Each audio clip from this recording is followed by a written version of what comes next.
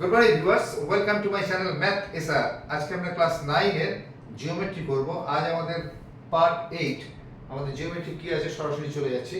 জিওমেট্রিটা রয়েছে একটা থিওরেম, উপপাদ্য রয়েছে। কোন ত্রিভুজের একটি বাহুর মধ্যবিন্দু দিয়ে অঙ্কিত দ্বিতীয় বাহুর সমান্তরাল সরলরেখা তৃতীয় বাহুকে মধ্যবিন্দুতে ছেদ করে ও সেই সরলরেখাটি দ্বিতীয় বাহুর অর্ধেক হয়।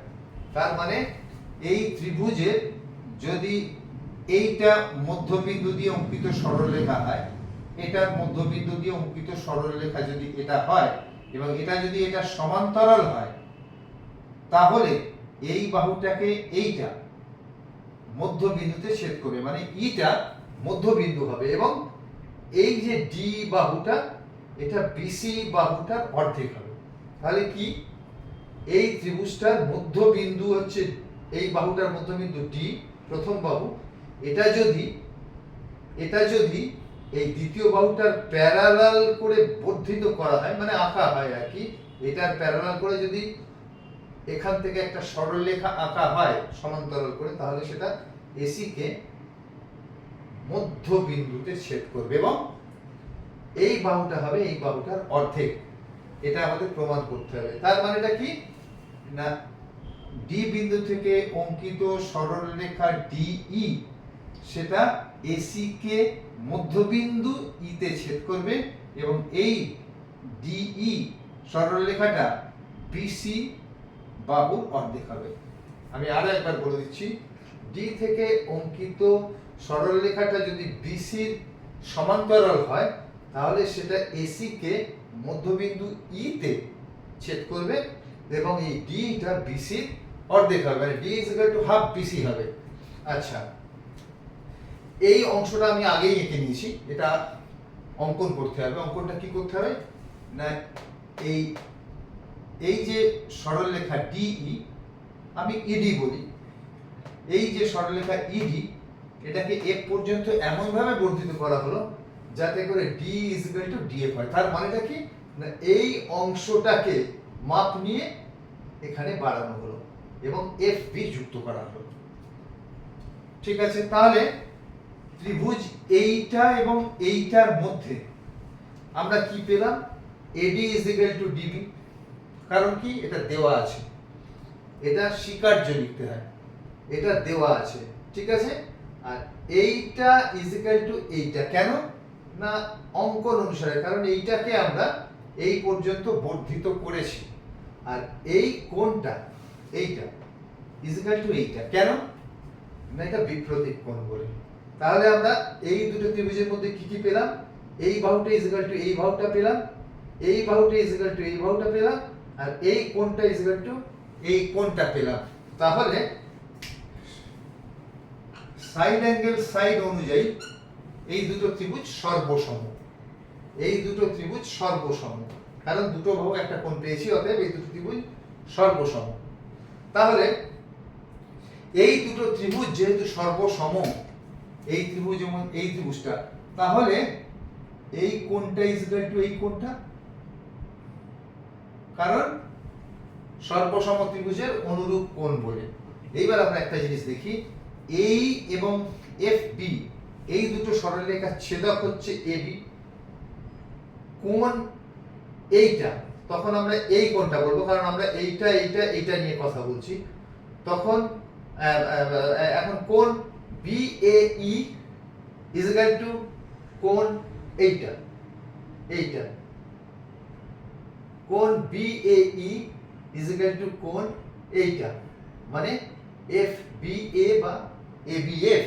তাহলে এই বাহু এটা ছেদক, এই কোণটা ইজ ইকুয়াল টু এই কোণটা যদি হয়, তাহলে আমরা কি জানি না এফ বি এবং এ ই সমান্তরাল। কারণ কি, কারণ এটা এই দুটো বাহু যদি এইভাবে ছেদ করে, মানে দুটো বাহু ছেদক যদি এটা হয় এবং এই কোণটা যদি এই কোণটা হয়, এটা একটু পড়ছে না, এই কোণটা যদি এই কোণটা হয়, তাহলে এই দুটো সরলরেখা সমান্তরাল হবে। আমি আরেকবার একটু ভালো করে আগে, আঁকাটা আসছে না, আমরা এটা জানি, এর আগে রেখে আমরা, মানে এই দুটো বাহু যদি হয় এটা সমান্তরাল কিনা জানি না, কিন্তু এটা যদি ছেদক হয় আর এই কোণটা যদি এই কোণটার সঙ্গে সমান হয়, তাহলে অলওয়েজ এই বাহুটা সমান্তরাল এই বাহুটা হবে। এখানে এক্স্যাক্টলি সেটাই হয়েছে। এই এবং এফ বি বাহুর ছেদক হচ্ছে এবি, এবং আমরা জানি এই কোণটা বিএই এবং কোণ এবিএফ সমান। কারণ কেন সমান? না এই দুটো সর্বসম ত্রিভুজের অনুরূপ কোণ বলে সমান। তাহলে দুটো বাহু একটা ছেদক, এই কোণটা এই কোণটা, মানে এই সমান্তরাল এফ বি। এটা থেকে আমরা এটা পেলাম। তাহলে একটা জিনিস আমরা এখান থেকে বলতেই পারি যে এই বাহুটা যদি এফ বি বাহুর সঙ্গে সমান্তরাল হয়, তাহলে এফ বি বাহুটা ইসি বাহুর সঙ্গে সমান্তরাল হবে। কারণ এই এক্সটেনশনই হচ্ছে বর্ধিতাংশই হচ্ছে ইসি, তাহলে এটা তো এটার সঙ্গে সমান্তরাল হবেই, কারণ ওটার বর্ধিতাংশ এটা। তাহলে এটা এটার সঙ্গে সমান্তরাল আমরা মানে মানে প্রমাণ করলাম। তাহলে এটার এক্সটেনশনই হচ্ছে এইটা, বর্ধিতাংশ এটা। অতএব এইটা এইটার সঙ্গে সমান্তরাল, এটা এটার সঙ্গে সমান্তরাল, আর এইটা এটার সাথে সমান্তরাল আমাদের দেওয়াই আছে, প্রথমেই বলা আছে। এটা হচ্ছে স্বীকার্য। এইটা যদি এটার সাথে সমান্তরাল হয়, তাহলে এইটাও এটার সাথে সমান্তরাল হবে। কারণ এই বিইএফটা ইডিরই এক্সটেনশন, এই ইডিটার এক্সটেনশনই হচ্ছে ইএফ। তাহলে এইটা সমান্তরাল এটা, কারণ আমরা জানি ডি সমান্তরাল বিসি, এটা আমাদের দেওয়া আছে। তাহলে এইটা সমান্তরাল এইটা, তাহলে এই চতুর্ভুজটাতে এইটা সমান্তরাল এইটা, এইটা সমান্তরাল এইটা, তাহলে এই চতুর্ভুজটি একটি সামন্তরিক। এই চতুর্ভুজটি একটি সামন্তরিক প্রমাণ হয়ে গেল। তাহলে এইটা সমান এইটা, এটা যদি সামন্তরিক হয়, তাহলে এই চতুর্ভুজটার এই বাহুটা মানে এটা, এই সামন্তরিকটার এই বাহুটা ইকুয়াল টু এই বাহুটা। আমরা কি জানি? আমরা দুটো ত্রিভুজ সর্বসম বলে এইটা সমান এটা প্রমাণ করে দিয়েছি। তাহলে এটা যদি এটার সঙ্গে সমান হয় এবং এটা যদি এটার সঙ্গে সমান হয়, তাহলে এটা এটার সঙ্গে সমান নিশ্চয়ই, কারণ এটা এটার সাথে সমান, এটা আবার এটার সাথে সমান। অতএব এটা এটার সাথে সমান। অতএব এই যে ডিই, এটা এসি কে মধ্যবিন্দু ইতেই ছেদ করেছে, এটা প্রমাণ হয়ে গেল। এবার আমাদের যেটা প্রমাণ করতে হবে সেটা হচ্ছে এইটা এইটার অর্ধেক। কি করে প্রমাণ করব? না এইটাকে আমরা ইডি কে ডিএফ পর্যন্ত বর্ধিত করেছি। তার মানে কি? ইডি কে ডিএফ পর্যন্ত বর্ধিত আমরা করেছি। আবার আমরা জানি এইটা সমানই হচ্ছে এইটা। তাহলে ইডিকে আমরা যদি এই মাপ নিয়ে ডিএফ পর্যন্ত বর্ধিত করি, তাহলে ED is equal to DF তো আমরা জানি, ED is equal to DF আমরা জানি।